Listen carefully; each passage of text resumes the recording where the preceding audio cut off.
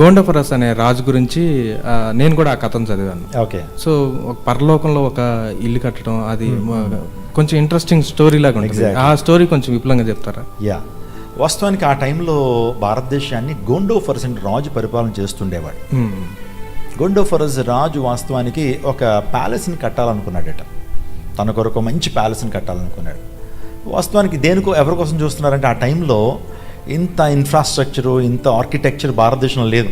వాస్తవానికి మనం మెసప్టోమియా నుంచి సివిలైజేషన్స్ మనకు తెలుసు. ఆ టైంలో భారతదేశంలో మంచి కన్స్ట్రక్షన్ చేసేటువంటి వారు ఉండకపోయేవారు. అందులో మిడిల్ ఈస్ట్ నుంచి ఆ కన్స్ట్రక్షన్ చేసేటువంటి వారిని, ఆర్కిటెక్ట్స్ని వీళ్ళు తెచ్చుకునేవారు. ఆ టైంలో గోండోఫరస్ కూడా మిడిల్ ఈస్ట్ నుంచి ఒక ఆర్కిటెక్ట్ని తెప్పించుకోవాలని అక్కడ సమాచారం పంపించాడట. ఆ టైంలో ఈ భారతదేశంలో, హిందూ దేశంలో ఒక రాజు ఒక ప్యాలెస్ కట్టాలనుకుంటున్నాడు. అందరూ బయట ఆర్కిటెక్ట్స్ కావాలి, కన్స్ట్రక్షన్ చేసేటువంటి వారు కావాలనుకున్నప్పుడు ఆ టైంలో ఆ నెపంతో వచ్చాడు తోమా. వచ్చినప్పుడు కలిశాడు, రాజుని కలిశాడు, గోండోఫరస్ రాజుని కలిశాడు. నీ ప్లాన్ ఏంటి, ఏం కట్టాలి అంటే, నాకు ఇలా ఒక ప్యాలెస్ కావాలని చెప్పి ఒక ఐడియా ఇచ్చినప్పుడు మరి కట్టడానికి డబ్బులు తీసుకున్నాడు. డబ్బులు తీసుకున్న తర్వాత సో తోమా గారు కట్టాలని ఉద్దేశమే, కానీ ఆ ధనాన్ని సేవా పరిచర్య కోసం వినియోగిస్తున్నాడు. పేదలకు కనిపిస్తుంటే పేదలకు సహాయం చేస్తున్నాడు. ఆ యేసుక్రీస్తు ప్రభు సువార్త సేవ కొరకు ఆ ధనాన్ని అంతా వినియోగిస్తున్నాడు. మరి చాలామంది ఉంటారు కదా చెప్పేవాళ్ళు, తోమాకు డబ్బులు ఇచ్చారు, అతను ఏం కట్టట్లేదు అన్నప్పుడు ఒకరోజు Raju is about to ask తోమా, వాట్ ఈజ్ హ్యాపెనింగ్, నువ్వేం చేస్తావు అడుగుదామని చెప్పి ఎంతవరకు వచ్చింది అని ఆరా తీసేటువంటి టైంలో ఆ విషయం కూడా తోమాకు తెలిసింది. ఇంక అయిపోయింది నా జీవితం, ఎందుకంటే నేనేం కట్టలేకపోయాను, డబ్బంతా అయిపోయింది, ఎలా అని చెప్పి ఖచ్చితంగా తోమా గారు ప్రార్థన చేసి ఉంటారు. ఆ రోజు రాత్రి అంటే మరుసటి రోజు రాజు అడిగే ముందు రోజు రాజు యొక్క తమ్ముడు, గోండోఫరస్ తమ్ముడికి దేవుడు దర్శనాన్ని ఇచ్చాడు.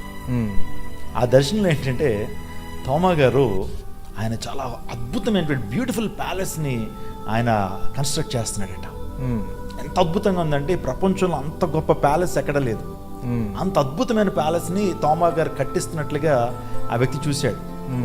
చూసేటప్పటికి మరుసటి రోజు వచ్చి అన్నతో చెప్తున్నాడు, అన్న నీ దగ్గర తోమా అనేటువంటి వ్యక్తి ఉన్నాడు కదా, మామూలుడు కాదు, గత రాత్రి నాకు దర్శనం వచ్చింది. ఆ దర్శనంలో ఒక గొప్ప ప్యాలెస్ నాకు కనబడుతుంది. ఆ ప్యాలెస్ని తోమా నీకోసమే కట్టేస్తున్నాడు అని ఎప్పుడైతే చెప్పగానే గోండోఫరస్ రాజు ఆశ్చర్యపోతాడు. సో తోమా నా కోసం కడుతున్నాడు, ఎక్కడ కడుతున్నాడు అని చెప్పి పిలిపించి తోమా నువ్వు ఎక్కడి నుంచి వచ్చావు, నువ్వు ఎవరి దగ్గర ఉండేవాడివి, నువ్వు అసలు నేపథ్యం ఏంటి, అసలు ఎందుకు భారతదేశానికి వచ్చావు, అసలు నీ యొక్క పుట్టుపూర్వత్రాలు ఏంటి, ఇవన్నీ కూడా అడిగేటప్పటికి ఈ స్టార్టెడ్ టు రివీల్ ఎవ్రీథింగ్. నేను ప్రభు యొక్క శిష్యుణ్ణి, యేసుక్రీస్తు ప్రభు వారు ఎవరు, సో ఆయన దైవత్వం గురించి అంతా చెప్తా ఉన్నప్పుడు, అవును నీ కొరకు పరలోక రాజ్యంలో కడుతున్నాను నేను నిజంగా అని చెప్పి సువార్త ఎప్పుడైతే చెప్పాడో ఆ సువార్త మొట్టమొదటిసారిగా అంగీకరించాడు గోండోఫరస్. అంగీకరించి తన జీవితాన్ని ప్రభువుకు సమర్పించడం అంటే, అప్పటి వరకు దేవుని గురించినటువంటి ఆ లక్షణాలు వీళ్ళకి తెలుసు, కానీ ఏ దేవుల్లో ఆ లక్షణాలు నెరవేర్చబడ్డాయో వారు చూడలేకపోయారు. వాస్తవానికి చాలా మత గ్రంథాల్లో దైవ లక్షణాల గురించి రాయబడ్డాయి. అంటే అటు మిడిల్ ఈస్ట్లో ఉన్నటువంటి మెసోపొటేమియన్ సివిలైజేషన్లో కావచ్చు, ఆ తర్వాత సింధు నాగరికతలో కూడా దేవుడు అనేటువంటి వాడు ఎలా ఉండాలి అలా ఉండాలని చాలా అభిప్రాయాలు రాసుకున్నాం మనం. కానీ వారు రాసుకున్న అభిప్రాయాలు సోకాల్డ్ దేవుళ్ళు ఒక్కళ్ళలో కనపట్ల.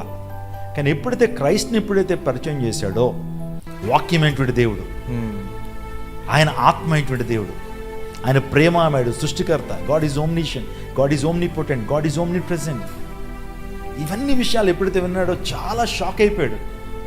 ఇంకా తెలుసుకున్న తర్వాత ఆ వ్యక్తి ప్రభుకి తన జీవితాన్ని సమర్పిస్తాడు.